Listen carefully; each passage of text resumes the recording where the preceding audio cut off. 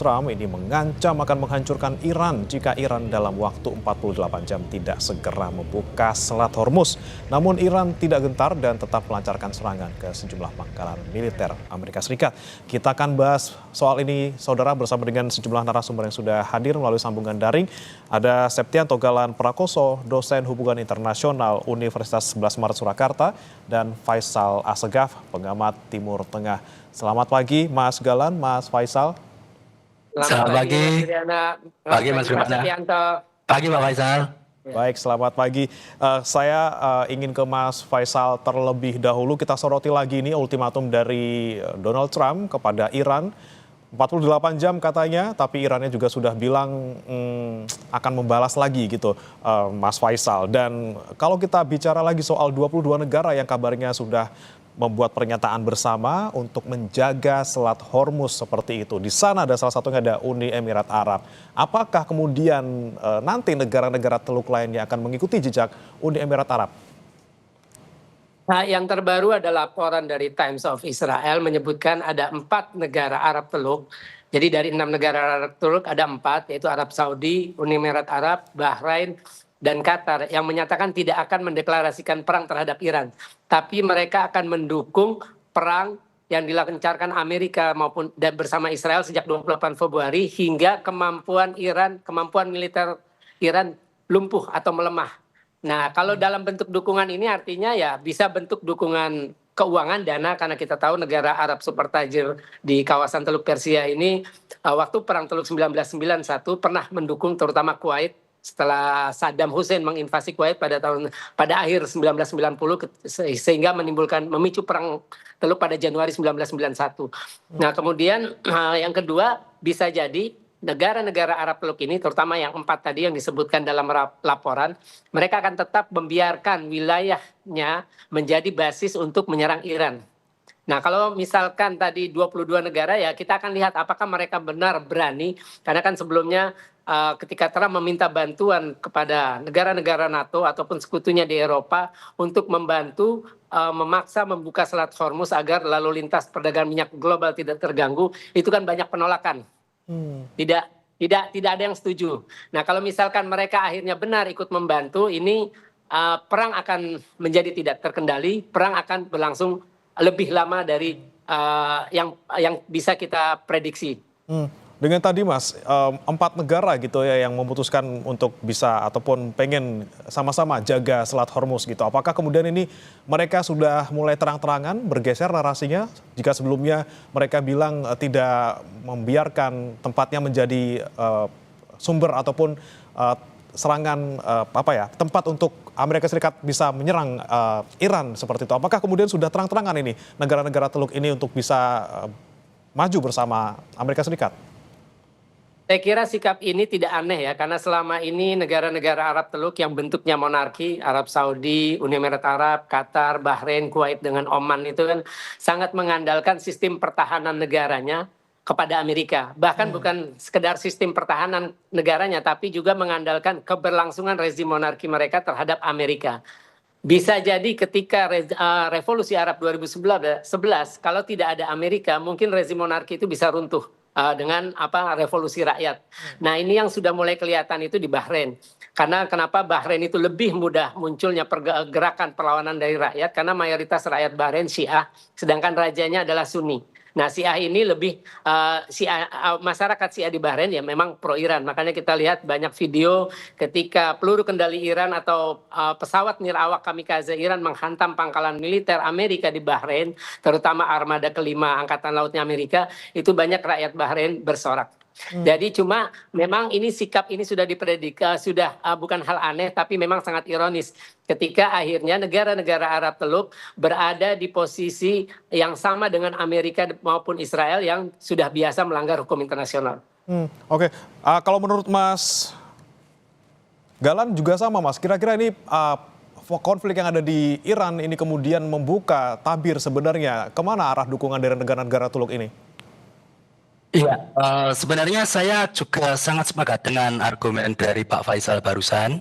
Dan betul, kalau kita melihat dari segi historis begitu, pada akhirnya negara-negara Teluk ini juga akan kemudian bersikap aware gitu ya, waspada terkait hal ini, terutama kalau melihat dengan keteguhan Iran dan juga istilahnya apa ya, intensitas serangan yang kemudian dilakukan, maka yang bisa dilakukan sekarang kalau kita melihat pasti istilahnya adalah menjaga guarding. Jadi pasti menjaga Selat Hormuz. Nggak cuma negara Teluk saja, negara Timur Tengah saja, tapi sekutu Amerika sendiri dari negara-negara NATO begitu ya, dari pihak-pihak yang menjadi sekutu tradisionalnya juga rata-rata hanya menggunakan istilah guarding the strait begitu. Jadi menjaga alur pelayaran di Selat Hormuznya, tidak kemudian untuk mengeskalasi untuk bagaimana kita bisa membantu retaliate atau membalas serangan Iran. Dan saya kira ini juga make sense karena situasi yang terjadi ini mungkin bisa dikembalikan ke sekian puluh tahun yang lalu, dan saya kira hal ini juga sudah menjadi jelas. Tadi Pak Faisal menyebutkan banyak konteks ketika dulu ada invasi ke Irak juga. Nah, Iran ini kan bukan Irak. Irak ada zaman tahun 1991 Perang Teluk II itu kan, ketika mereka menginvasi Kuwait, kemudian Amerika Serikat bersama dengan koalisi negara banyak harus gitu ya, 38 42 negara begitu, melalui operasi Desert Storm itu, Badai Gurun, menyerang Irak. Tapi dalam hal ini Irak adalah negara yang memang diposisikan sebagai antagonis begitu, dan tidak ada atau kurang ada relevansinya terkait sektor energi. Jadi mereka nggak punya leverage. Sementara Iran yang terletak di sepanjang Selat Hormuz, di sisi sebelah timur lautnya, seberang-seberangan dengan Qatar, yang menjadi jalur pelayaran energi internasional, ini berbeda. Tidak mau kita mengakui bahwa sebagian besar energi yang kemudian tersalur di berbagai penjuru dunia berasal dari Iran. Kalau kemudian nanti terjadi misalnya keikutsertaan dari negara-negara Teluk, dalam hal ini mungkin sebagian dari negara yang memang sudah menjadi target begitu ya, juga sempat terkena rubal Iran begitu kan, mereka kemudian justru malah menyerang Iran atau kemudian memihak Amerika dengan intensitas bagaimanapun, saya kira saya sepakat juga. Jadi perang ini akan menjadi lebih membabi buta dan menjadi beresiko tinggi untuk kelangsungan keamanan dunia seperti itu. Tapi kalau kita bicara kemungkinannya gitu, Mas Galan, apakah memang ada kemungkinan besar gitu negara-negara ini ya ikut membalas karena mereka juga mungkin sudah jengah dengan serangan yang terus ke negara mereka? Saya pribadi, dan nanti mungkin juga harus melihat situasi yang kita cek gitu ya dari beberapa hari yang lalu, dan juga mungkin situasi dari beberapa hari ke depan begitu, karena barusan juga ada update begitu, bom sudah menghujani kota-kota di Iran dan memang menyerang power plant. Jadi strategi selanjutnya dari Amerika dan Israel adalah menyerang pusat energi ya, jadi pembangkit listrik dan sebagainya, sehingga kota-kota seperti Kharabad dan juga kota-kota lain di Iran mengalami blackout ya, pemadaman begitu. Nah, situasi ini bisa berekskalasi kalau kemudian negara Timur Tengah lain juga ikut terlibat ketika istilahnya patron kawasannya juga bergerak.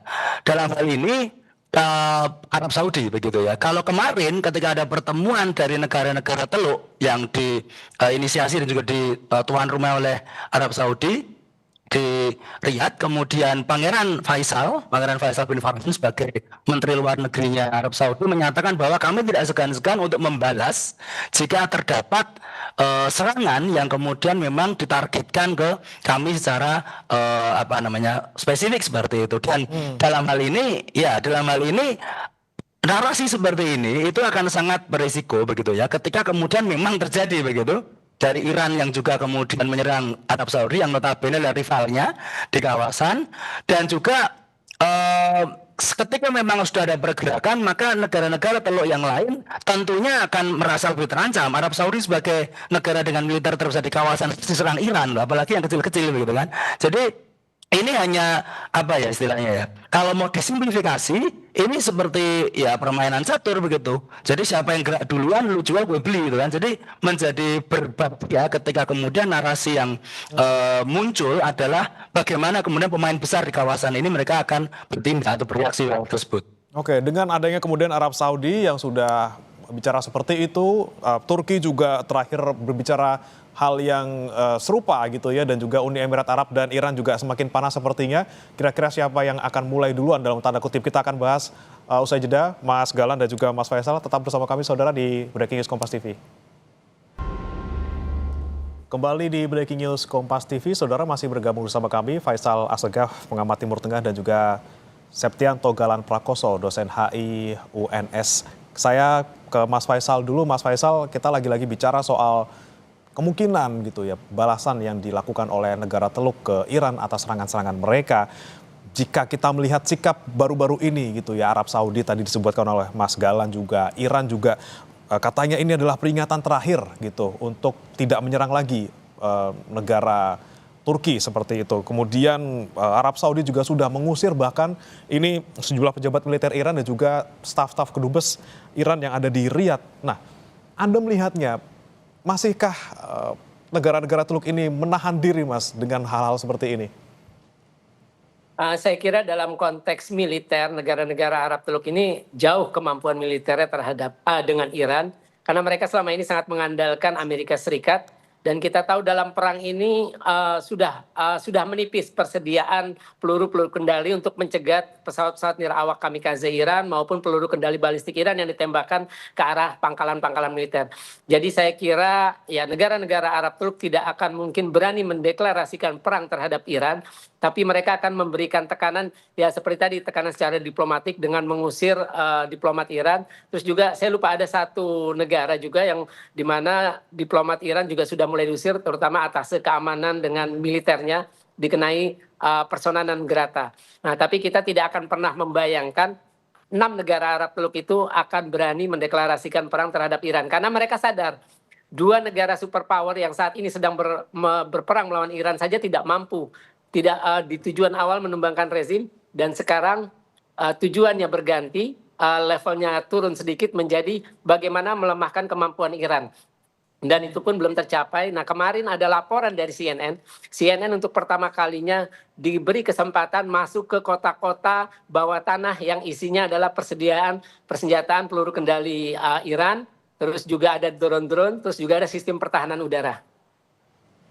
Oke, tekanan yang dilakukan mungkin bukan dalam bentuk serangan, tapi tadi secara diplomatis dan juga bentuk-bentuk lain. Tapi Mas Galan punya pandangan yang berbeda atau sama kira-kira? Kalaupun misalnya ternyata memang ada kemungkinan serangan yang dilakukan oleh negara Teluk, kira-kira siapa yang akan mulai duluan?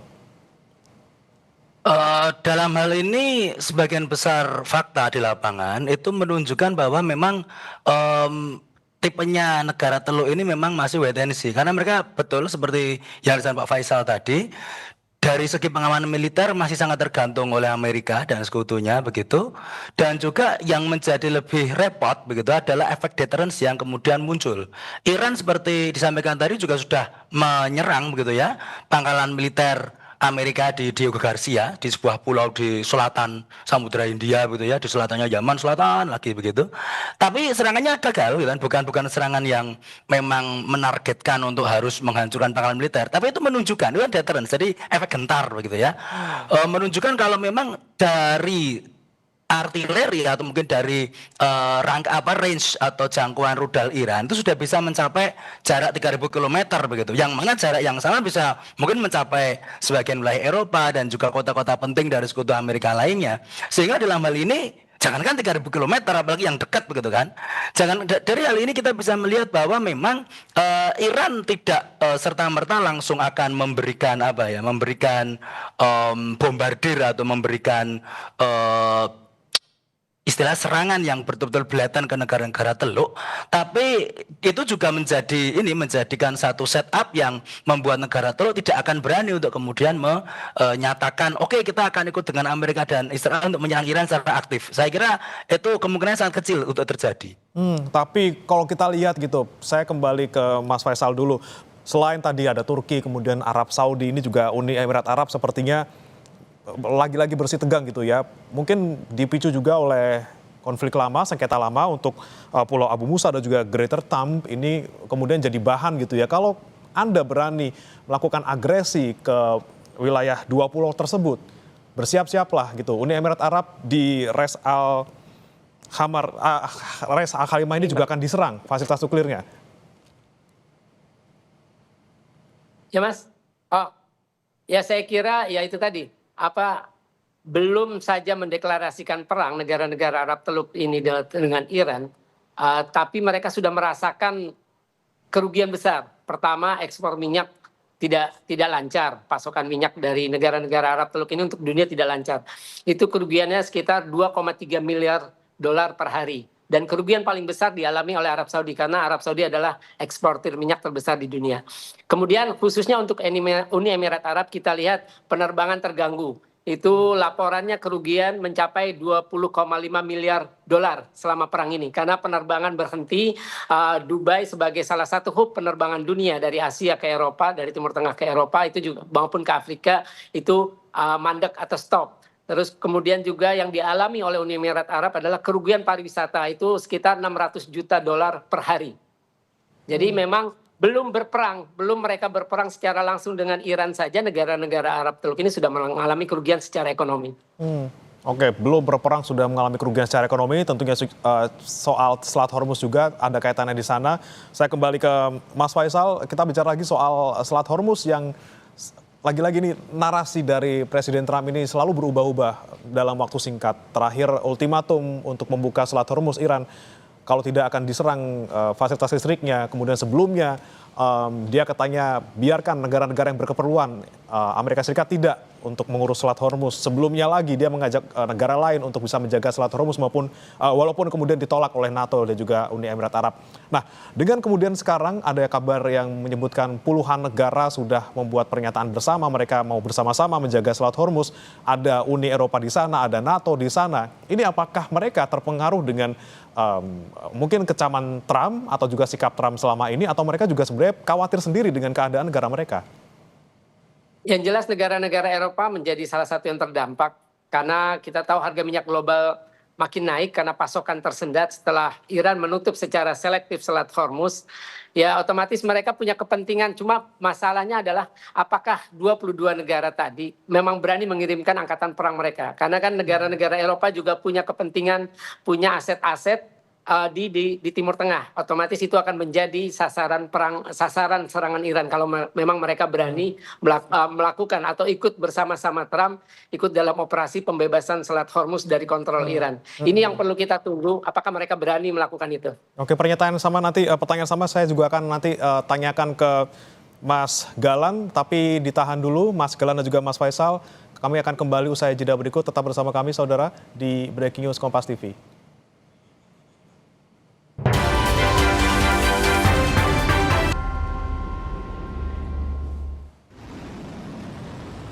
Kembali di Breaking News Kompas TV, saudara. Korps Garda Revolusi Islam Iran meluncurkan gelombang serangan ke-73 dalam operasi True Promise 4 yang menargetkan beberapa kota di Israel.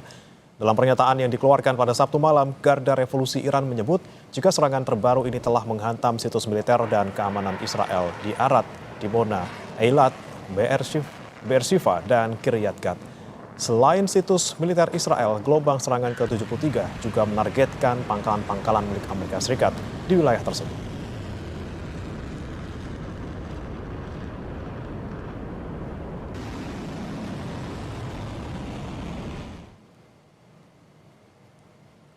Sementara militer Israel membantah bertanggung jawab atas serangan yang menghantam fasilitas pengayaan nuklir Natanz di Iran. Sebuah kantor berita resmi Iran melaporkan pada hari Sabtu bahwa situs tersebut rusak akibat serangan udara, tetapi tidak ada kebocoran radiasi.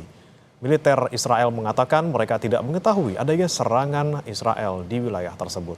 Bantahan muncul ketika Menteri Pertahanan Israel Katz mengatakan bahwa intensitas serangan oleh Israel dan Amerika Serikat terhadap teokrasi yang berkuasa di Iran akan meningkat secara signifikan. Dan masih bergabung bersama kami saudara Septianto Galan Prakoso, dosen HI UNS, dan juga Faisal Assegaf, pengamat Timur Tengah. Kita bahas dulu Mas Faisal dan juga Mas Galan soal saling serang ini, walaupun kemudian Israel membantah. Bagaimana kemudian Mas Galan kita melihat mungkin eskalasi yang semakin luar biasa, bahayanya ini seperti apa? Karena lagi-lagi ini nuklir yang sudah menjadi sasaran. Betul, Mas Bremana. Dalam hal ini memang kalau sudah melibatkan nuklir atau kemudian melibatkan negara dengan sekutu atau dengan apa istilahnya ya, dengan teman dekat begitu bahasanya, gampangnya biar lebih simpel. yang memiliki kekuatan nuklir, ini juga akan menjadi sesuatu yang lebih rumit lagi, menjadi sesuatu yang lebih berisiko lagi. Kemarin dalam forum yang kemudian diinisiasi Arab Saudi misalnya, itu juga kemudian muncul nama-nama negara di luar kawasan yang dalam hal ini pasti juga concern terkait situasi yang terjadi di Iran begitu ya. Nah, satu hal yang menarik adalah negara yang kemudian juga ikut concern adalah negara yang menjadi tetangga dari Iran sendiri, yakni Pakistan. Pakistan dan Arab Saudi ini juga memiliki kerjasama kemudian defense begitu ya, kerjasama pertahanan, di mana Pakistan adalah negara nuklir. Dia memiliki hulu ledak, dia memiliki program nuklir juga. Sehingga kalau kemudian nanti misalnya ada katakanlah engagement atau keikutsertaan dari negara-negara teluk begitu ya ke dalam perang ini, bukan berarti tidak mungkin kalau ada negara lain di luar kawasan yang juga memiliki relasi dengan negara teluk untuk ikut serta, dan itu tentunya akan menjadi ancaman yang luar biasa besar bagi kawasan. Nah, di sisi lain, kemudian saya melihat adanya upaya, meskipun tadi Israel dan Menteri Pertahanannya yang namanya juga Israel begitu ya, Pak Israel tadi mengatakan kalau ada eskalasi serangan yang akan ditingkatkan oleh Amerika Serikat dan juga Israel ke Iran, tapi negara-negara lain seperti yang juga sekutunya Amerika seperti Jepang misalnya, seperti tadi sudah kita sebut sebagian negara Uni Eropa dan NATO juga, misalnya Perancis begitu, mereka kelihatan sekali berusaha untuk meredam narasi ini. Dalam hal ini sempat kemarin bahkan Trump mengatakan NATO itu pengecut, nggak berani ini dan sebagainya. Ya silakan mau bilang komentar apa saja. Karena selain negara-negara ini lebih concern kepada resiko ekonomi dan juga resiko stabilitas yang terjadi di kawasan dan juga dunia begitu ya. Misalnya Perancis kemudian ingin mengerahkan kapal tapi hanya untuk mengawal kapal-kapal melewati Selat Hormuz. Jepang melalui Perdana Menteri Sanai juga mungkin bisa mengerahkan kapal untuk menyapu ranjau kapal yang disebarkan atau juga untuk memberikan batasan aman bagi kapal-kapal yang melintasi Selat Hormuz yang mendekati batas wilayah lautnya Qatar saja biar lebih aman dan sebagainya. Narasi ini kan sangat terlihat bahwa mereka ingin menjalankan satu aksi nyata untuk menjamin keamanan, ya dalam hal ini tentunya keamanan energi dan juga secara ekonomi seperti itu. Kalau kita bicara konsep misalnya perpetual peace-nya Immanuel Kant begitu ya, turunannya kan ada economic interdependence, ada spirit of commerce.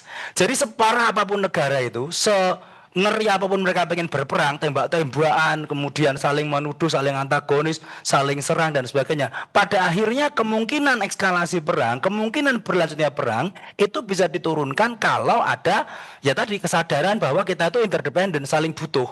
Saya butuh minyak dan energi dari sana begitu. Jadi bukan karena Amerika Serikat yang ngamuk karena awalnya ditolak gitu, tapi ya untuk kepentingan mereka masing-masing juga ya Mas, dan pastinya harus terukur gitu ya apa yang mereka lakukan. Betul.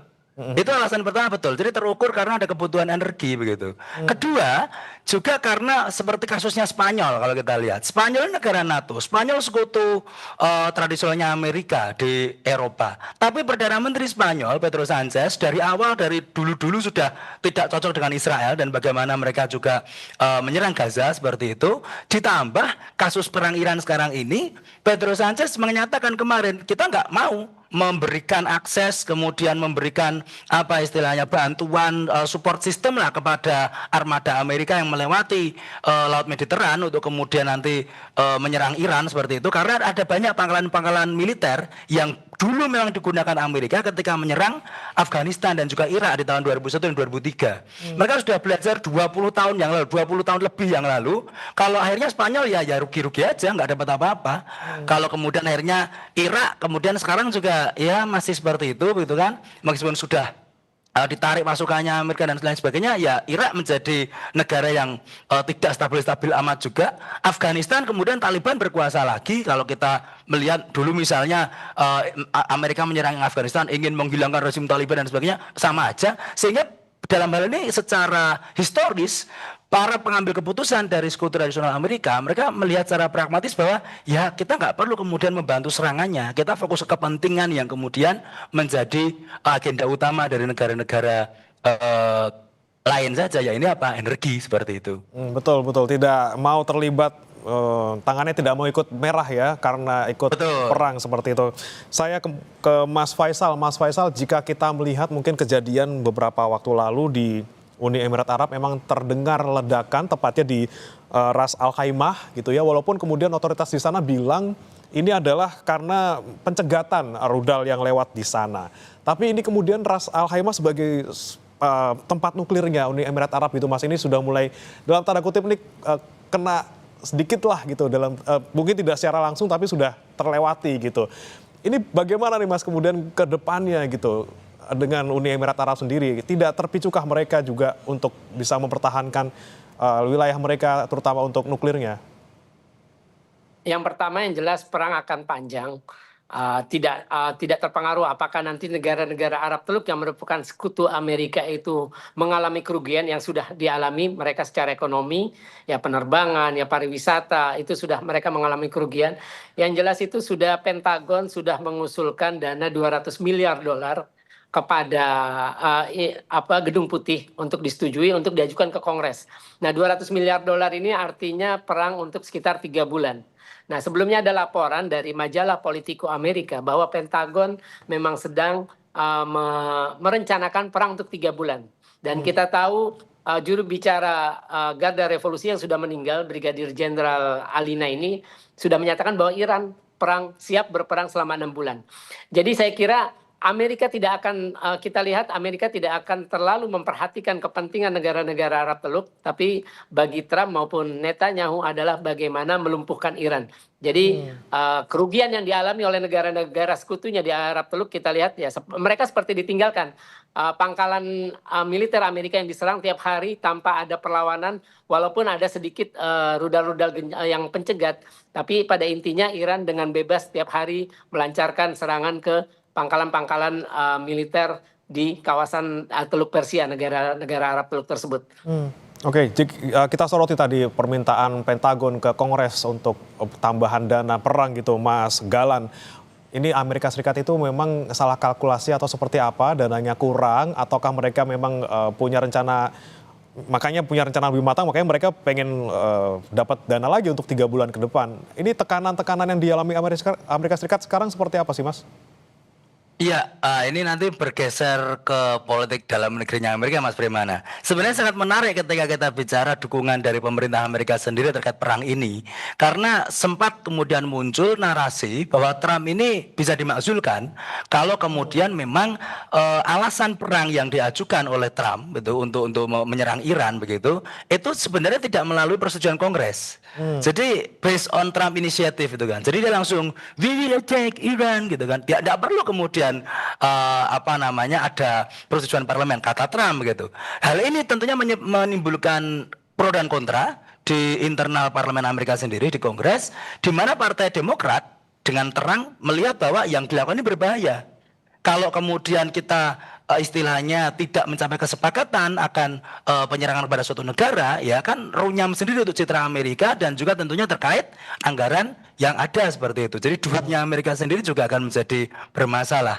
Tadi betul ketika Pentagon mengusulkan kemudian via Gedung Putih untuk disetujui Kongres, saat ini akan menjadi satu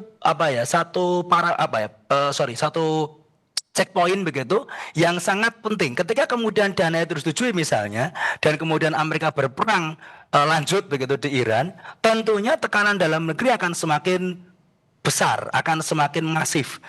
Bahkan tidak hanya dalam negeri, ya, tadi kita juga melihat cuplikan ada demonstrasi di Amsterdam, kemudian tempo hari juga ada demonstrasi di kota-kota lain terkait bagaimana mereka ingin menghentikan perang dan sentimen pada Amerika semakin buruk, sentimen pada Trump semakin buruk, dan tentunya ini akan berpengaruh juga kepada peluang Trump dalam pemilu sela. Jadi midterm election, November itu ada midterm election dan pastinya juga bisa diwarnai dengan bagaimana Kongres bisa memanggil Trump untuk kemudian memberikan pidato pertanggungjawaban. Dan kalau memang itu nggak setujui bisa menjadi satu rangkaian pemakzulan yang sangat drastis begitu ya. Dan ini pasti nggak diinginan Trump. Makanya dia meminta anggaran tambahan ini dengan harapan memang untuk strike while the iron's hot begitu, ketika masih panas, ketika masih ada orang yang dukung dia begitu ya, untuk doubling down, untuk kemudian sekalian aja nih kita gempur habis begitu. Kalau alasan pertamanya ada senjata nuklir begitu kan, sekarang mungkin akan lebih drastik lagi mereka menyerangnya. Kita melihat pergeseran serangannya dari awal, misalnya saling serang di gedung-gedung pusat kepemimpinan Iran misalnya, sampai bisa menewaskan pimpinan-pimpinan tertinggi, Ayatollah Khomeini, Ali Larijani dan seterusnya. Sekarang bergeser ke pusat pembangkit listrik, energi yang ada untuk melumpuhkan negara Iran itu sendiri. Tapi Iran juga tidak kalah serem begitu kan, ketika kemudian mereka menyerang pangkalan militer Amerika, seperti sama Pak Faisal tadi tentunya, tapi juga menyerang pusat-pusat energi yang juga menjadi poros, menjadi sumber dari kehidupan di Timur Tengah, seperti tadi di Uni Emirat, bahkan dekat pengembangan nuklirnya, di Saudi juga, dan bahkan ada yang menarik. Iran juga menyerang pusat-pusat investasi dari Timur Tengah ke aset-aset Amerika Serikat. Jadi kemarin sempat ada berita dari Al Jazeera juga, di Uni Emirat Arab itu ada pusat data Amazon situs Amerika itu, dan itu kena rudal, meskipun dilaporkan kerusakan nggak signifikan dan sebagainya. Tapi terlihat bahwa kalau Amerika bisa melakukan precision strike kepada Iran, dalam hal ini menyerang kediaman Khomeini, menyerang kemudian pejabat-pejabatnya, Iran juga bisa begitu loh, untuk kemudian membuat Amerika rugi sebesar mungkin, membuat sekutu Amerika juga rugi sebesar mungkin di Timur Tengah. Jadi ini akan menjadi hal yang juga cukup ngeri. Apakah bisa diperpanjang 3-6 bulan? Pasti akan panjang ini. Oke, selain tekanan dari luar, dari Iran gitu ya, sudah mulai ke lokasi-lokasi yang penting bagi Amerika Serikat, tapi juga politik dalam negeri yang menekan Amerika Serikat. Nah, ini kalau tidak segera exit, ini seperti apa Amerika Serikat? Dan apakah mereka sedang bingung? Dan apa kira-kira yang perlu dilakukan oleh Amerika Serikat untuk bisa exit? Kita akan bahas Mas Galan dan juga Mas Faisal usai jeda. Tetap bersama kami di Kompas TV.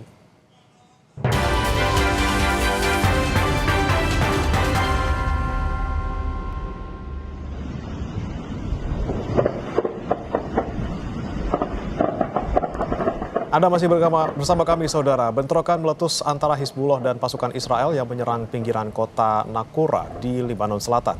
Bentrokan terjadi saat Hizbullah melakukan perlawanan pada serangan Israel.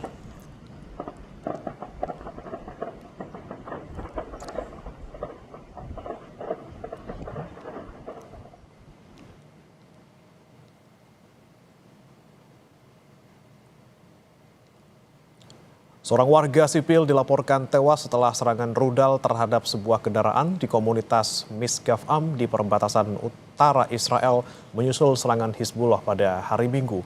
Petugas pemadam kebakaran berupaya memadamkan kobaran api yang melahap dua kendaraan.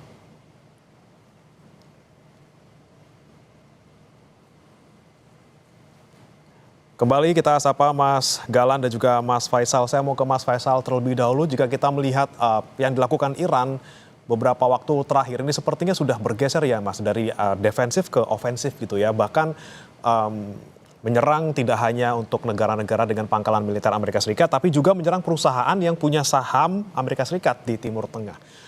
Ini berhentinya seperti apa sih Mas? Kita melihat akhir dari perang ini seperti apa? Apakah kita menunggu satu-satunya jalan adalah AS keluar dari perang ini? Yang pertama yang ingin saya sampaikan adalah kenapa Iran akhirnya menyerang bank-bank asing seperti Citibank, terus Dubai International Finance Center di Dubai, Uni Emirat Arab, terus HSBC. Karena ya pertama kali itu Amerika dengan Israel menyerang bank Sepah di ibu kota Teheran.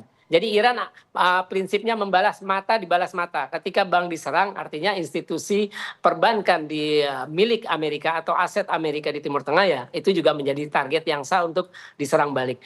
Nah, kalau kita lihat kapan perang ini berakhir, kalau saya sih melihat ada dua yang bisa dilakukan. Pertama ya, bagaimana menumbangkan Trump sendiri di dalam negeri. Kongres harus bisa melengsarkan Trump. Karena Amerika di bawah Trump menjadi sangat agresif. Amerika di bawah Trump Amerika menjadi tukang buat onar. Pertama dimulai dengan perubahan dari nama Kementerian Pertahanan, Departemen Pertahanan menjadi Departemen Perang. Itu kan udah kelihatan.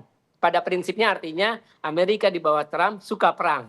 Kemudian juga sebelum menyerang Iran, sebelumnya Trump menculik Presiden Venezuela, Nicolas Maduro. Kemudian mengancam ingin menganeksasi atau merebut Greenland di Eropa. Artinya satu-satunya cara menghentikan perang ini ya, atau untuk menghindari Amerika lagi berbuat onar ya, bagaimana Amerika menumbangkan atau Kongres melengsarkan Trump. Yang kedua adalah dalam konteks dunia, kedamaian itu baru bisa tercapai kalau ada keadilan. Nah, selama ini Amerika maupun Israel sebagai pembuat onar sering melanggar hukum internasional, tidak pernah mendapat sanksi. Saya kira ya, kalau memang negara-negara di dunia berani harus memberikan sanksi ekonomi, sanksi diplomatik, artinya memutuskan semua kerjasama dengan Amerika maupun Israel. Nah, pertanyaannya apakah negara-negara ini berani? Kalau kita lihat kemarin konteks Perang Gaza 2 tahun, semua negara muslim ada 14, termasuk Turki, Uni Emirat Arab, Bahrain, Maroko, Yordania, Mesir. Tidak ada yang berani memutus hubungan diplomatik dengan Israel, padahal tetangganya, negara tetangga sesama etnis Arab. Gaza, Palestina sedang dibantai 2 tahun oleh Israel. Kalau kita melihat, saya ke Mas Galang, kalau kita melihat mungkin kondisi sekarang gitu ya, dengan upaya diplomatis apakah masih bisa? Apakah kita satu-satunya jalan menunggu exit strategi dari Amerika Serikat khususnya Donald Trump atau tadi ekstrimnya Donald Trump yang exit? Ya, untuk hal tersebut, saya kira memang tadi dari proyeksi Pak Faisal dua alternatif, dua skenario tadi memang yang mungkin terjadi begitu ya. Jadi bagaimana perang ini berakhir adalah pertama ya Trump exit, kemudian juga bagaimana dari segi negara-negara yang lain itu menginginkan hal tersebut. Tapi begini, ada satu juga mungkin tambahan kalau saya melihat ada exit strategi ketiga begitu ya. Jadi ada satu hal yang cukup menarik ketika ada terjadi pergeseran perang, pergeseran alasan perang yang dilakukan Amerika. Awal kita melihat gagalnya kesepakatan di Swiss begitu ya antara Vance dan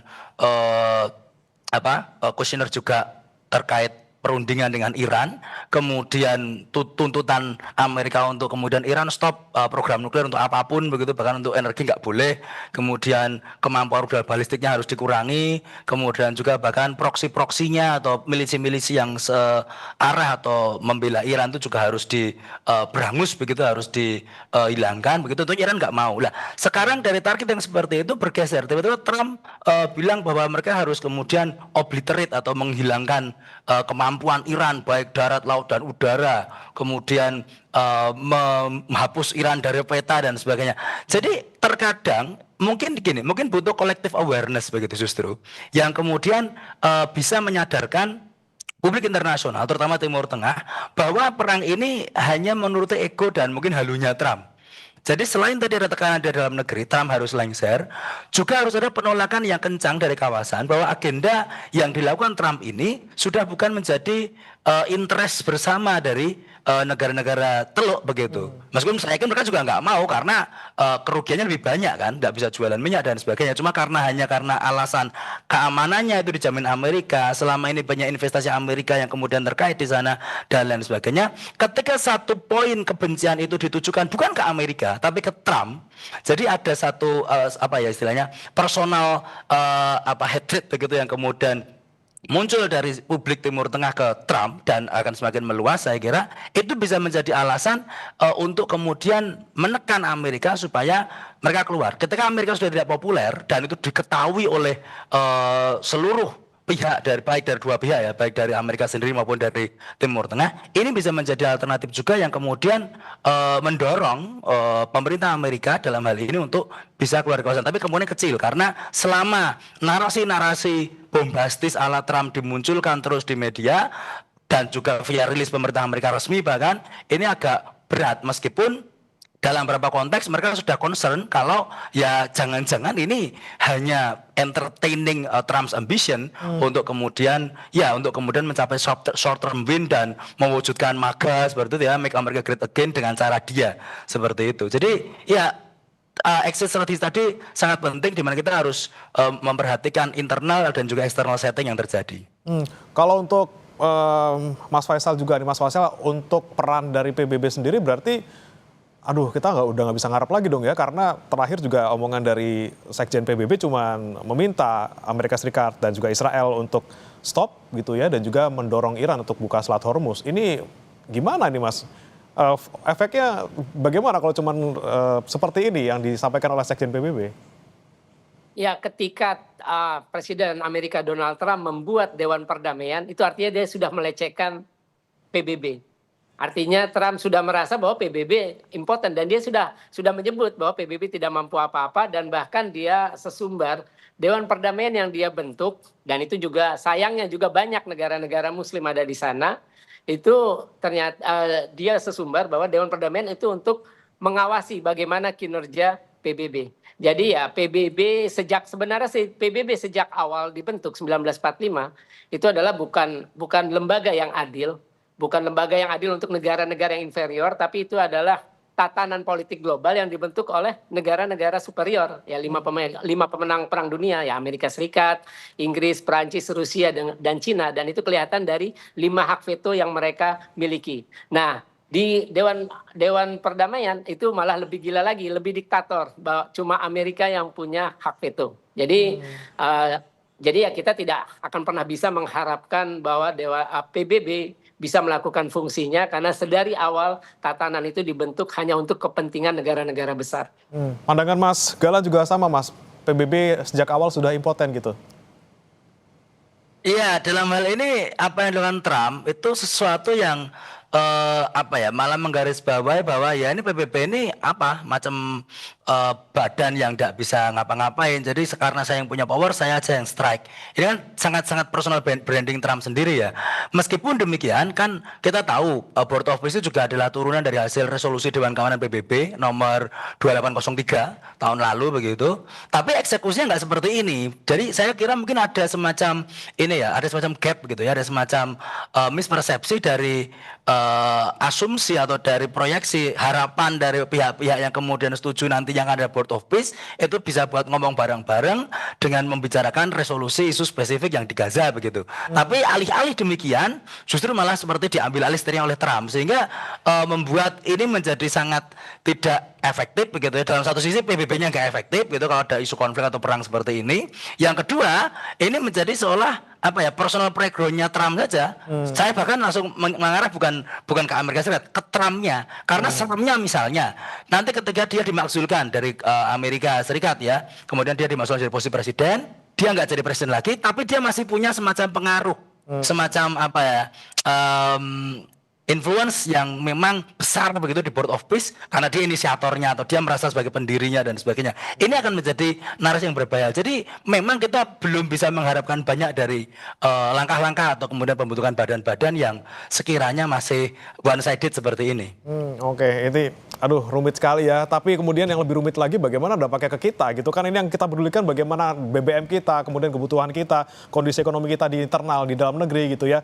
Kita akan bahas usai jeda bersama rekan saya nanti Lintang Pudiastuti, Mas Galan dan juga Mas Faisal. Terima kasih. Saudara jangan beranjak, Breaking News Kompas TV akan kembali usai jeda berikut.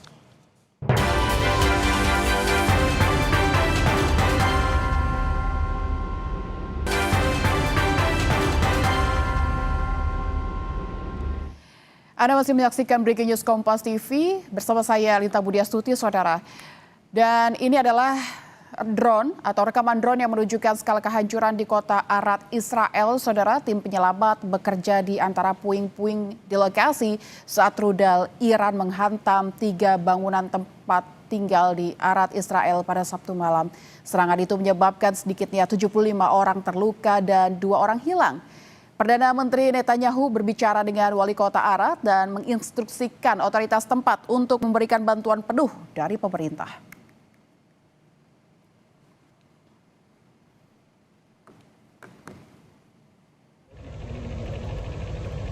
Saudara, Iran juga menyerang 2 komunitas di dekat pusat penelitian nuklir utama Israel. Puluhan orang terluka dan bangunan hancur. Serangan ini terjadi beberapa jam setelah situs pengayaan nuklir utama Teheran dihantam Israel.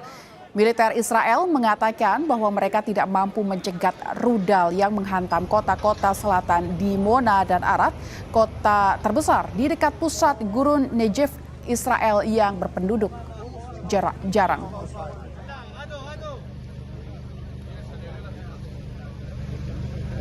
Dan saudara, kami masih akan membuka dialog bersama dengan pengamat Timur Tengah, ada Mas Faisal Assegaf dan dosen HI FISIP UNS yaitu Septianto Galan Prakoso.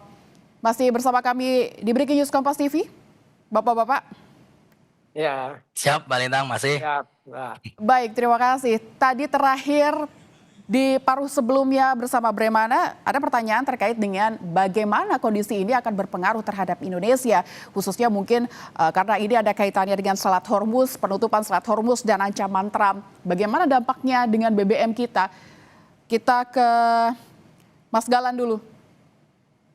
Ya, Untuk saat ini kemarin sudah agak lega ya. Jadi ada berita yang melegakan begitu sebelum Lebaran. Kalau 2 kapal Pertamina International Shipping, jadi kapal kita yang mengangkut BBM begitu dari Timur Tengah itu sudah bisa tembus Selat Hormuz, yaitu kapal PIS Rinjani dan juga PIS Paragon begitu sudah berhasil tembus. Tapi juga masih terdapat kapal-kapal lain yang juga mengangkut baik itu bahan bakar maupun kargo terkait yang juga masih tertahan. Yang perlu kita syukuri adalah kapal kita relatif aman begitu ya, tidak menjadi target serangan atau tidak terkena imbas dari ketegangan yang terjadi di Selat Hormuz. Seperti mungkin kasus lain yang tidak terlalu beruntung itu Thailand, sempat kapal kargo mereka, kapal angkutan mereka ada yang terkena imbas serangan karena mereka ingin mencoba melintasi perairan karena merasa tidak ada apa istilahnya, tidak ada pembelaan pada satu pihak begitu. Mereka merasa netral tapi tetap kemudian diserang oleh Iran karena Iran merasa itu bagian pengamanan dari perairan mereka. Nah, tapi kalau kapal Indonesia aman, mungkin dalam kasus ke depan kita bisa berharap hal yang sama karena pastinya Kementerian Luar Negeri tentu selalu berkoordinasi juga dengan pemerintah Iran dalam hal ini untuk menjamin pasokan bahan bakar ke kita. Namun hal ini juga perlu kita selalu waspadai dan perlu kita selalu update karena dampak yang juga besar adalah bukan hanya bahan bakar dalam negeri, tapi secara pengaruhnya ke global begitu ya. Seperti kita ketahui, kalau pasokan bahan bakar tertunda atau berkurang secara drastis, ada kelangkaan dan scarcity seperti itu, maka yang terjadi adalah inflasi global. Seperti tahun 70-an ketika ada oil shock, ketika waktu itu juga imbas dari perang di Timur Tengah, yang terjadi adalah harga dari komoditas yang terkait atau yang terdampak langsung dari kelangkaan bahan bakar seperti tiket pesawat, seperti barang-barangnya kemudian harus melalui jalur ekspor impor, ini juga akan naik karena beban dari biaya transportasi dibebankan ke konsumen. Dalam hal ini juga tersiar kabar Iran meminta 2 juta dolar untuk biaya lepas dari blokade atau dari pengamanan di Selat Hormuz dan lain sebagainya. Tentunya ini menjadi satu beban yang signifikan. Baik, kalau kacamata Mas Galan tadi masih aman sejauh ini, tapi tetap harus waspada untuk eskalasi selanjutnya. Kalau dari kacamata Mas Faisal sendiri, seperti apa? Apakah dunia saat ini siap menghadapi shock energi seperti ini? Karena yang ditarget sekarang adalah bukan pangkalan militer lagi, tapi adalah titik-titik yang memang vital begitu, seperti pembangkit listrik dan energi. Bagaimana Mas memandangnya? Ya, saya kira kalau Indonesia sebagai net importer minyak, ya pasti memang harus usahanya lebih keras bagaimana mengamankan pasokan minyak itu sendiri agar tidak berkurang atau tidak tersendat karena kenaikan harga minyak mentah global tentu akan berpengaruh terhadap harga BBM di dalam negeri. Jadi bagaimana pemerintah harus mengamankan pasokan itu sendiri karena 2 pilihannya. Kalau memang harga BBM itu harus naik, artinya defisit anggaran akan makin membengkak. Tapi kalau pemerintah memilih membiarkan BBM naik, kalau memang perang berkepanjangan dan BBM harus dinaikkan, ya artinya akan terjadi reaksi sosial di masyarakat itu sendiri. Kalau saya berharap dalam jangka panjang memang minyak Iran ini adalah minyak yang paling bagus hasil penghilangannya. Karena pernah ada laporan dari Haaretz, surat kabar independennya Israel, pengusaha-pengusaha Israel sendiri membeli minyaknya dari Iran, jadi secara diam-diam.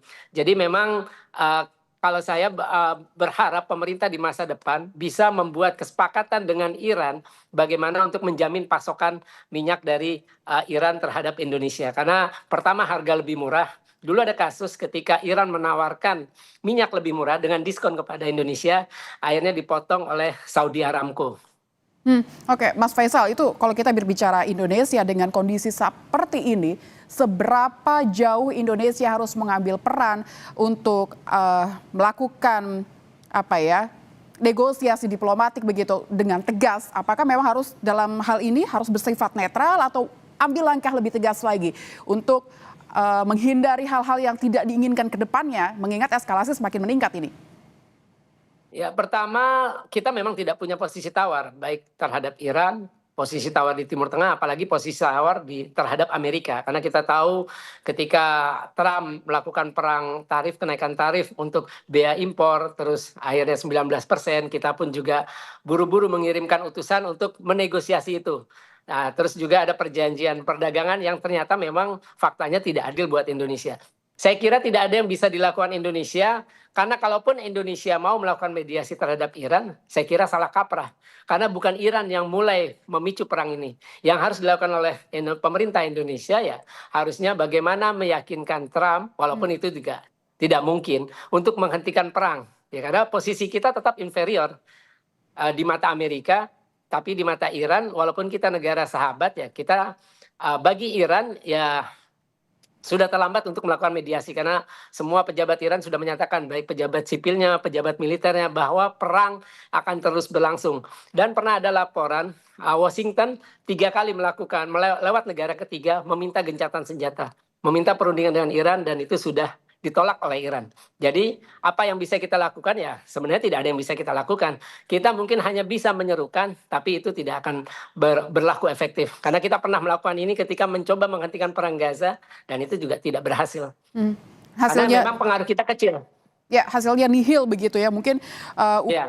jadi kita apa ya, dari pandangan Mas Galan sekarang, ini artinya kita harus sebagai penonton saja, atau tidak adakah celah kita bertindak atau berperan sedikit saja mungkin ke pihak Trump, mungkin ke Amerika Serikat untuk tidak semakin membesar-besarkan konflik ini? Ya, ibarat nonton konser begitu ya, kita betul sebagai penonton begitu, tapi juga jangan dekat-dekat ke panggung, ya itu gitu Mbak. Jadi kalau kita kemudian nonton, tapi kalau terlalu jauh juga cuma jadi apa ya, jadi sasaran kena imbasnya aja, dan gitu pasti nggak enak. Cuma juga jangan terlalu mendekati ini, jangan terlalu mendekati penampil utama itu di panggung. Jadi kita harus pintar bernavigasi di tengah ya, di kerumunan ini, di kerumunan yang kemudian ada di outer perimeter, tapi juga nggak terlalu outer banget, untuk bisa mengamankan kepentingan utama kita. Dalam hal ini apa? Energi. Dan yang kita lakukan kemarin cukup menarik kalau saya kira. Mungkin nanti saya juga minta pandangan dari Pak Faisal juga terhadap hal ini. Saya jadi ingat kalau Indonesia sudah pernah merilis kita akan mengimpor energi secara bertahap dari Amerika malah.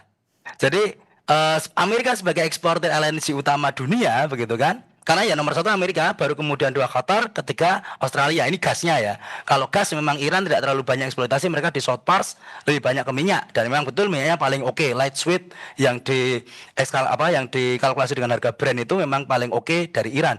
Tapi kalau gas ternyata Amerika diam-diam dari berbagai sumber melalui fracking, melalui shale oil extracting gitu ya. Ternyata mereka juga dapat gas banyak, dan LNG itu mereka juga menjadi eksportir terbesar. Nah, kemarin Menteri SDM dan juga Dirut Pertamina sudah merilis dalam konferensi pers tempo hari ketika ke Amerika, ke dari Washington, bahwa kita setuju untuk mengimpor beberapa gitu ya dalam kuota tertentu energi berupa LNG dari Amerika Serikat. Jadi ini seperti salah satu istilahnya sarana solutif untuk kemudian memastikan keamanan pasokan energi dari dalam negeri. Permasalahannya adalah kita tidak tahu seberapa banyak itu akan membebani perekonomian kita sendiri.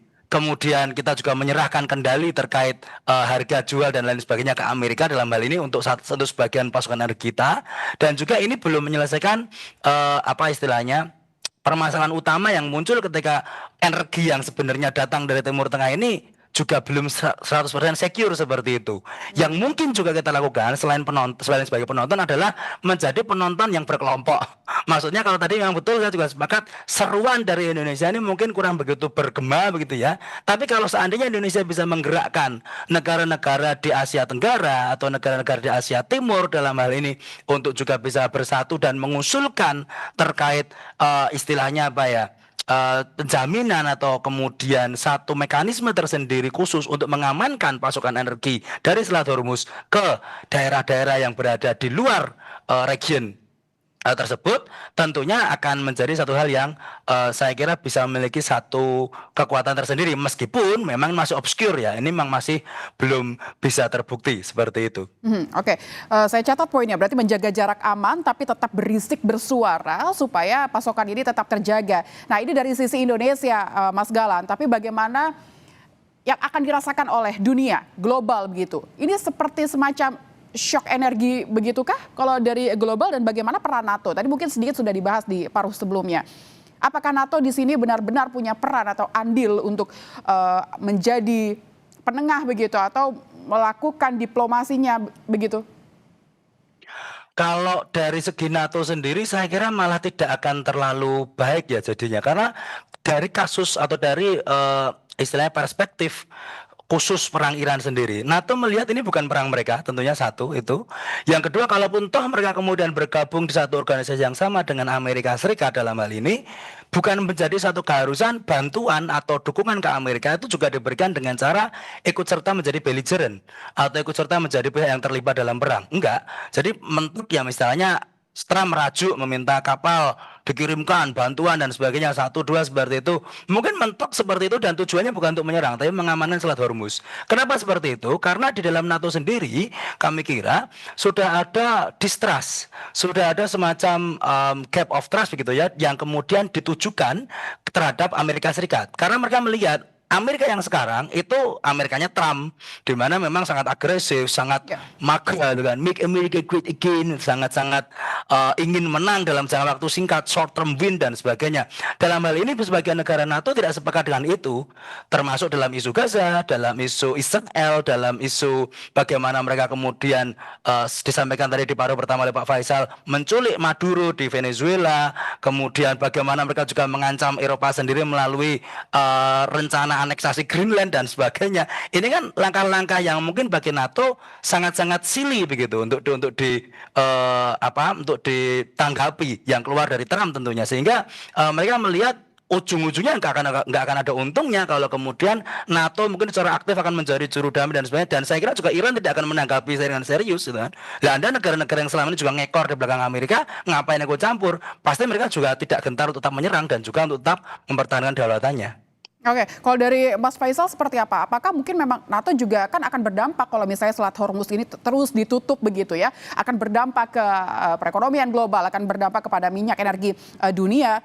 Tidakkah di sini memang seharusnya NATO cukup besar mengambil peran, Mas Faisal?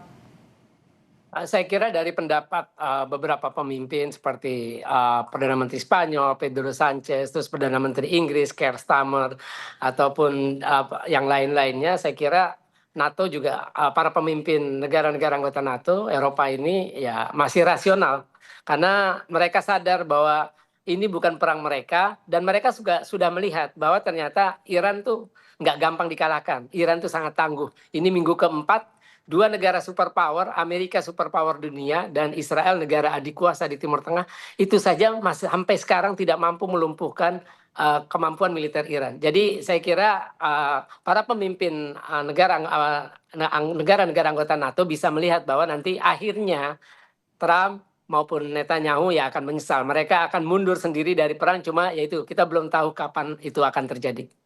Oke, prediksinya memang apakah ini nanti akan mundur atau akan berlanjut?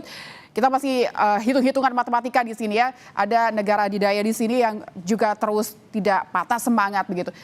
Akan seperti apa ke depannya nanti akan kita bahas di paruh berikutnya setelah jeda. Tetap bersama kami di Breaking News Kompas TV. Breaking News Kompas TV, saudara, dan redaksional kami masih menyoroti terkait Trump ancam Selat Hormuz dan Iran gencar gempur Israel. Masih bersama dua narasumber kami pagi ini. Saya akan ke Mas Faisal lagi. Mas Faisal, apakah konflik ini masih bisa ditahan atau kita sudah mendekati titik yang sulit untuk dikembalikan? Keduanya sama-sama keras kepala ini kalau kita lihat saat ini. Dari Iran sudah ada laporan Iran mengajukan 3 syarat kalau memang mau pembicaraan damai. Yang pertama adalah ada jaminan Amerika maupun Israel tidak akan menyerang Iran lagi. Yang kedua adalah Amerika membayar kompensasi 500 miliar dolar atas kerugian dari serangan sejak 28 Februari. Kemudian yang ketiga adalah Iran diperbolehkan mengembangkan energi nuklir untuk kepentingan teknologi nuklir atau energi nuklir untuk kepentingan energinya, artinya untuk kepentingan sipil. Nah, yang persoalannya adalah apakah Trump akan menerima 3 persyaratan ini atau tidak. Tapi kalau kita lihat ya itu tadi, Amerika di bawah Trump mengubah nama dari Departemen Pertahanan menjadi Departemen Perang. Artinya Amerika di bawah Trump akan menciptakan perang, akan menciptakan konflik, akan menciptakan kekacauan. Jadi kita lihat ya, ini seperti para pejabat Iran bilang bahwa kapan perang ini berhenti, artinya ditentukan oleh Iran. Nah, 3 syarat itu saya kira itu bentuk dari pada klaim bahwa Iran punya 3 syarat agar perang ini bisa berhenti. Apakah ini mau dituruti oleh Amerika maupun Israel? Karena persoalannya bukan hanya nuklir lagi. Kalau kita lihat perundingan kemarin, nuklir itu menjadi isu yang sebenarnya bisa diabaikan. Artinya ada dua isu, tadi seperti disebut sebelumnya oleh Pak Dewanto. Itu pertama adalah kemampuan peluru kendali balistik Iran. Itu sudah ada buktinya perang tahun lalu dan perang sekarang. Yang kedua adalah bagaimana Iran menghentikan dukungan terhadap milisi-milisi anti-Zionis. Kelompok-kelompok pejuang seperti Hamas dengan Jihad Islam di Gaza maupun Hizbullah di Lebanon dan Al-Husayun di Yaman. Saya kira semuanya seperti kata Iran, ya Iran tidak mau berhenti perang, tapi Iran akan memaksa Trump maupun Netanyahu mundur. Oke, ada 3 syarat yang tadi Mas Faisal sebutkan. Tidak akan menyerang kembali, bantuan teknologi nuklir, dan kompensasi yang harus dibayar dari Amerika Serikat dan Israel. Mas Galan melihatnya seperti apa? Apakah possible ini dilakukan? Apakah Amerika mau? Kalau untuk kemungkinan Amerika mau, saya kira selalu ada kemungkinan akan apapun. Jadi mau itu 1% atau 0,5% pun pasti ada. Tapi untuk saat ini dan kita melihat dari personalitinya Trump begitu, kecil kemungkinan hal tersebut akan disepakati Trump. Bahkan yang terjadi adalah mungkin ya, untuk kemungkinan besar akan Trump pasti mengungkapkan kalau kita akan memenangkan perang. Jadi Amerika yang menang perang. We will win the war. Seperti itu. Jadi dia akan berusaha mendeklar secara sepihak dia memenangkan perang, tapi juga ya sudah terlanjur malu begitu ya, sehingga pada akhirnya yang terjadi hanyalah pepesan kosong yang diciptakan Amerika karena mereka nggak berhasil memenuhi tuntutan Iran dan juga hostility pada Amerika masih besar, tapi yang paling mudah adalah mereka sudah kehilangan banyak sumber daya dan mereka mundur. Dan jangan lupa, narasi terkait perang melawan Amerika sendiri sebenarnya di Iran itu sudah dari 20 tahun yang lalu tuh. Dan mereka sudah bersiap-siap perang dari zaman Ahmadinejad. Ketika pemimpinnya presidennya masih Mahmud Ahmadinejad itu tahun 2005-2006 itu sebenarnya sudah melihat Amerika ini sebagai ancaman, kalau berani mereka menyerang kami akan menyerang balik seperti itu. Dan itu betul-betul dilakukan Iran dalam konteks ini. Sementara itu apa yang kemudian menjadi tuntutan dari menjadi tuntutan dari Iran tadi, saya kira memang tidak dibayangkan Trump akan menjadi seperti ini. Amerika tidak memperhitungkan faktor persiapan perang Iran tadi, tidak memperhitungkan faktor geografis atau geopolitik begitu, bahkan geomorfologis dari Iran yang bergunung-gunung dan kemudian adanya milisi yang sifatnya pada Iran, semangat martyrdom ala Syiah yang kemudian memang menjadi salah satu pembakar dari warga Iran sendiri untuk juga melawan Amerika. Hal ini kemudian tidak diperhitungkan secara massal oleh Trump. Dia masih melihat mungkin Iran seperti di tahun 79, 80-an pasca revolusi yang hanya koar-koar anti Amerika dan bisa diperangi via Irak dan sebagainya. Mungkin seperti itu. Sehingga ketika kita melihat saat ini yang terjadi betul, Iran tidak akan back down, Iran tidak akan kemudian menyerah dengan mudah. Terbukti mau berapapun pemimpin yang dihabisi Amerika Serikat dan Zionis Israel, Iran tetap bisa menyerang balik, tetap bisa merugikan Amerika dengan signifikan. Sehingga tuntutan tadi kalau kemudian Amerika memenuhi juga mungkin tidak, tapi pada akhirnya ya mereka akan mundur teratur kalau situasinya akan seperti ini terus. Oke, Anda tadi menyebutkan ada serangan balik yang terus dilancarkan juga oleh Iran, bereaksi atas apa yang sudah dilakukan Amerika dan Israel. Tapi kita masih punya dan akan menunggu 48 jam ancaman Trump ke depan ini. Akan seperti apa ke depannya, Mas Galan, kalau melihat, kalau memang itu terjadi, ancaman ini dilakukan oleh Amerika, dan Iran akan membalas balik seperti tadi kita sudah bahas, apa target selanjutnya Iran? Untuk ke 48 jam terkait ancaman Trump yang kemudian menuntut Iran membuka Selat Hormuz dan kalau tidak akan melulantakkan Iran terutama di pembangkit listriknya. Saya kira memang itu bisa dieksersis oleh Trump kapan saja, tapi tentunya juga akan ada retaliasi yang langsung dilakukan Iran ke Amerika dan sekutunya di Timur Tengah. Nah, permasalahannya adalah bagaimana kemudian follow through atau kemudian langkah selanjutnya dari hal tersebut.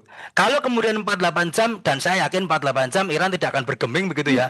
48 jam kemudian Amerika betulan menyerang, begitu ya, Amerika dan Israel menyerang. Dan Iran pasti akan menyerang dengan target yang lebih signifikan juga. Seperti apa tadi sama Pak contohnya? Faisal, mata dibalas mata. Ya pasti tentunya adalah pusat energi atau juga pembangkit listrik yang ada di Timur Tengah, yang kemudian juga mensuplai energi dari negara-negara Timur Tengah. Tempat-tempat besar seperti Dubai, Abu Dhabi, kemudian Manama di Bahrain sendiri, kemudian Doha di Qatar, kemudian kota-kota penghasil minyak di pesisir timur Saudi. Jadi karena Saudi namanya di timur ya, seperti Dammam dan sebagainya. Itu juga akan sangat menjadi target yang empuk buat Iran untuk kemudian diserang balik seperti itu. Dan tentunya dalam hal ini pastinya juga Amerika harusnya memperhitungkan. Cuma ya karena Trump kita tahu, jadi jangan-jangan itu bukan menjadi concern Trump juga. Oke, kalau Mas Faisal melihatnya, apakah mampu Iran akan menyerang balik untuk menyerang pusat energi dan listrik dengan kondisi Iran saat ini? Banyak pemimpin mereka yang sudah dihapus atau ditewaskan oleh Amerika. Bagaimana kemampuan Iran sejauh ini untuk akhirnya nanti membalas kembali serangan yang dari 48 jam ancaman Trump ini? Iran sudah membuktikan sejak hari pertama bahwa mereka bisa memberikan balasan yang menakutkan, yang mengerikan bagi Amerika maupun Israel. Kita tahu pangkalan militer Amerika di Timur Tengah, terutama di kawasan Teluk Persia, 6 negara Arab Teluk itu tiap hari menjadi sasaran serangan. Tel Aviv, Haifa, dan kemudian kota-kota di selatan seperti Beersheba, Arad, Dimona itu juga terus menjadi sasaran. Saya kira kalau memang Trump melaksanakan ancamannya, memadamkan listrik di seantero Iran, maka negara-negara sekutu, negara-negara Arab sekutu Amerika di Teluk Persia, 6 negara Arab Teluk itu juga akan padam. Berarti kemampuannya masih oke, masih cukup begitu, Mas?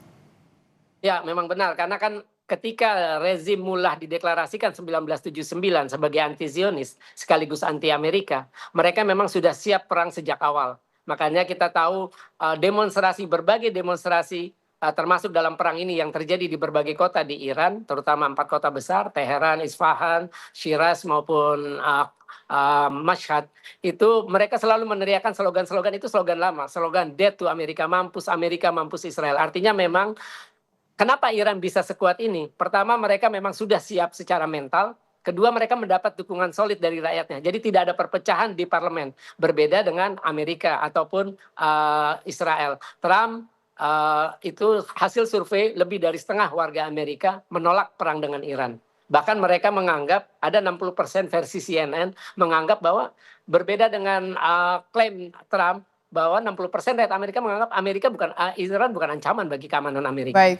Jadi ini memang ada perbedaan. Ketika Iran berperang, mereka mendapat dukungan solid dari rakyatnya, berbeda dengan Trump maupun Netanyahu. Baik, kita akan melihat 48 jam ke depan setelah ancaman dari Donald Trump, apakah mereka akan mengeksekusi begitu apa yang sudah dia katakan, dan juga bagaimana Iran akan membalasnya nanti. Terima kasih Mas Faisal Assegaf, pengamat Timur Tengah, dan Mas Septianto Ilham Prakoso, dosen FI FISIP UNS, telah berbincang bersama kami di Breaking News Kompas TV. Terima kasih Mbak Linda, terima kasih Pak Faisal. Terima kasih Mas Septianto.